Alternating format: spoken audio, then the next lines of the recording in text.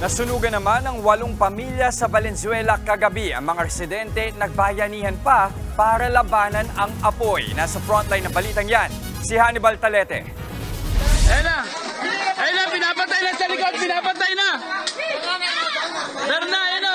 Maghahating gabi ng mabulabog ang mga residenteng ito sa Valenzuela City. Biglang kasing sumiklab ang sunog sa bahaging ito ng Barangay Malinta. Nagtulong-tulong ang mga residente para buhusan ng tubig ang apoy. Pero di na nila ito kinaya. Kaya't mabilis nilamon ng apoy ang mga magkakadikit na bahay. Ang ibang residente, nagising na malaki na ang sunog kaya't walang naisalba sa pagmamadaling lumikas.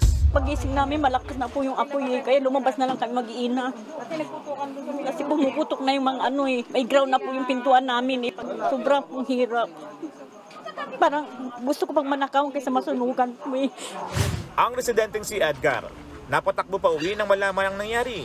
Naglagan na talaga yung yung bubong Minaisang ba ko? Wala po kahit isa Gano'n mo kaya? Mahirap po mag-umpisa uli. Inabot ng 1 oras ang mga bumbero bago naapula ang sunog.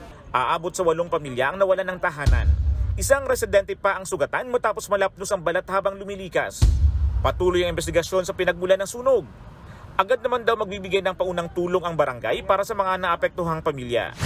Dadalhin po natin sa 3S po para po meron po sila masilungan. Nagbabalita mula sa frontline, Hannibal Talete, News 5. Mga kapatid, Jess De Los Santos po, huwag magpahuli sa mga umaaksyong balita at napapanahong issue sa bansa. Para sa mas malawak na balitaan, mag-subscribe at mag-follow sa social media pages ng News 5.